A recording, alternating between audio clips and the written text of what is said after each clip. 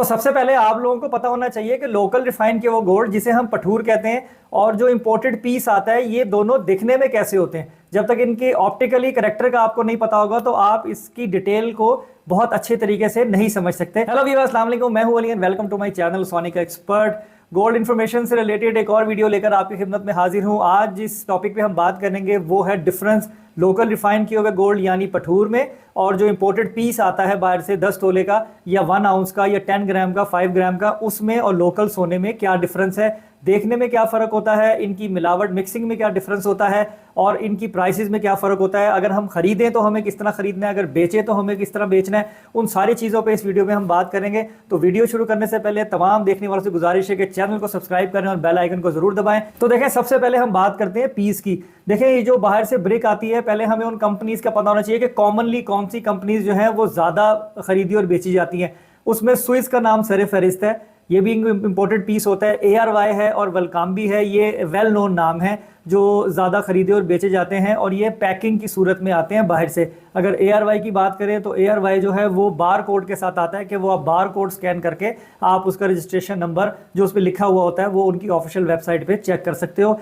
फिर भी आप सोना जिससे भी खरीद रहे हो उसकी क्रेडिबिलिटी भी बहुत मैटर करती है। देखिए, ये जो खालिस सोने का पीस होता है ना, जिसे हम ब्रिक कहते हैं, इनके जो वेट है ना वो 5 ग्राम, 10 ग्राम, 1 आउंस और 50 ग्राम, 100 ग्राम और 10 तोला और 1 kg, इस तरह इनके वेट जो है वो मोस्ट कॉमनली जो है वो देखने में आते हैं। उसके अलावा अगर इनकी मिक्सिंग की बात करें तो इनमें किसी भी चीज़ या किसी भी अलॉय की मिक्सिंग नहीं होती। ये 99.9% प्योर होते हैं और इसलिए इनकी प्राइस भी नॉर्मल लोकल रिफाइन किए हुए गोल्ड से ज़्यादा महंगी होती है खरीदने में भी और बेचने में भी। एक और चीज़ मैं क्लियर कर दूं कि जब आप कोई भी बार इंपोर्टेड बाय करेंगे तो जो रेट नॉर्मली चल रहा होगा उसके ऊपर जूलर का प्रॉफिट ऐड करने के बाद भी कुछ चार्जेस आपको सेपरेटली उसकी इंपोर्ट के या उसकी पैकिंग के पे करने होते हैं। ये भी मैंने कहा मैं थोड़ी सी इन्फॉर्मेशन में आपकी इजाफा कर दूँ कि कई लोग कहते हैं कि जी हमें बहुत ज़्यादा ओवर चार्ज किया जा रहा है, तो वो ओवर चार्ज जो है वो दुकानदार को बताना चाहिए कि वो किस किस चीज़ की कीमत एक्स्ट्रा उसके ऊपर चार्ज कर रहा है जो कि जस्टिफाइड है। अब हम आते हैं अपने बेसिक टॉपिक यानी पठूर गोल्ड पे।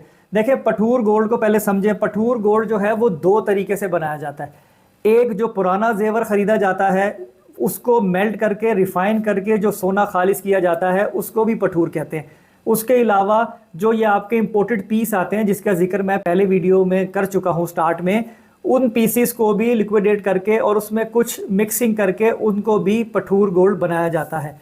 तो ये हैं 2 किस्म की पठूर।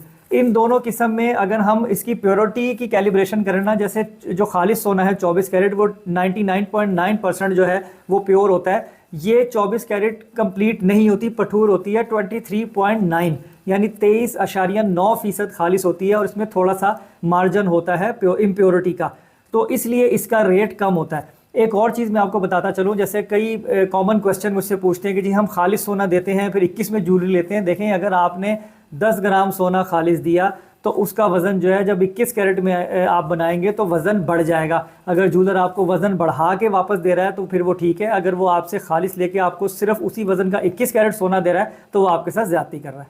अच्छा, पठूर की मिक्सिंग की भी कई रेशो हैं। अब इसका रेट सस्ता इसीलिए होता है क्योंकि इसकी इम्प्योरिटी और इसकी प्योरिटी पीस जैसी नहीं होती। अब होता यह है कि जो भी पठूर बनाने वाले डीलर हैं यानी सोना खरीद और बेच करने वाले जो डीलर बैठे हुए हैं जिसे हम लेबॉर्ट्री कहते हैं या जो नियारिये कहते हैं कॉमन लफ्ज़ों में, अगर उनके पास जो सोना आता है अब उसकी वो मिक्सिंग किस रेशो से करते हैं। मैंने बताया ना आपको 2 तरह की पठूर। अगर पीस 10 तोले का लेकर उसमें मिक्सिंग ऐड की जाती है, अगर उसमें 1 रत्ती मेल डाला जाए तो उसको 0 की पठूर कहा जाता है, यानी उसे अच्छा सोना कंसीडर किया जाता है पठूर में। और उसका रेट भी पीस से थोड़ा सस्ता होता है, यानी पीस अगर 10 रुपए का है तो वो पठूर 8 रुपए की होगी। अब इस तरीके से कुछ ऐसी होती है जिसमें 2 रत्ती मेल हो जाता है, 3 रत्ती मेल हो जाता है। डिपेंड करता है उस बंदे की क्रेडिबिलिटी पे कि वो किस रेशो से मिक्सिंग कर रहा है और किस प्राइस से बेच रहा है।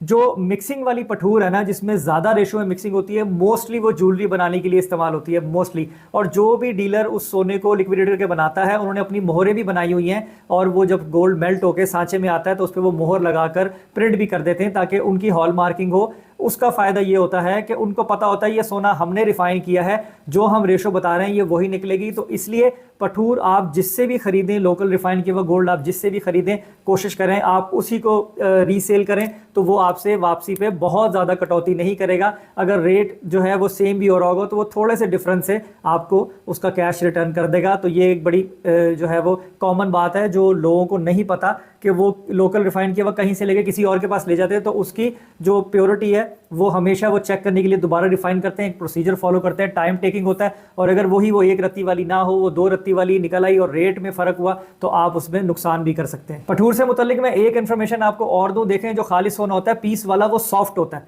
वो नरम होता है, इसलिए जब भी जो बार होती है इंपोर्टेड उसको लिक्विडेट करके जब पठूर में कन्वर्ट किया जाता है तो हमेशा उसमें चांदी की मिक्सिंग की जाती है, उसमें तांबा या कोई और अलॉय नहीं मिलाया जाता जिससे सोना सख्त हो। इसलिए गोल्ड की सॉफ्टनेस को बेहतर रखने के लिए चांदी का मेल जो है वो पीस में किया जाता है और पठूर को बनाया जाता है। तो उम्मीद करता हूँ ये पीस और ये पठूर का डिफरेंस आपको जो है वो समझ में आ गया होगा। मैं बहुत टेक्निकल तरीके से मैंने आपको नहीं समझाया, आसान अल्फाज में कोशिश की है कि दोनों का डिफरेंस आपको बता दूं। बाकी फिर भी कोई सवाल अगर आपका हो तो मेरी वीडियो में मुझे कमेंट करिएगा, इंशाल्लाह मैं फर्दर डिटेल जो है वो आपको वहाँ पे भी रिप्लाई कर दूंगा। और अगर डिटेल में आपको जवाब चाहिए हो किसी भी सवाल का, काइंडली मैंने बार बार कहा है अपनी वीडियोज़ में, इंस्टाग्राम पर मैसेज कर दें, वॉइस मैसेज कर दें, रिटर्न मैसेज कर दें, जैसे ही क्यू में आपका मैसेज आएगा मैं उसका रिप्लाई करूँगा और मैं रूटीन में रिप्लाई करता हूँ। तो आज की वीडियो में यही, इंशाल्लाह नेक्स्ट टॉपिक पे नेक्स्ट वीडियो में दोबारा मुलाकात होगी। अपना बहुत ख्याल रखें, मुझे दुआ में याद रखिए। अल्लाह हाफिज़।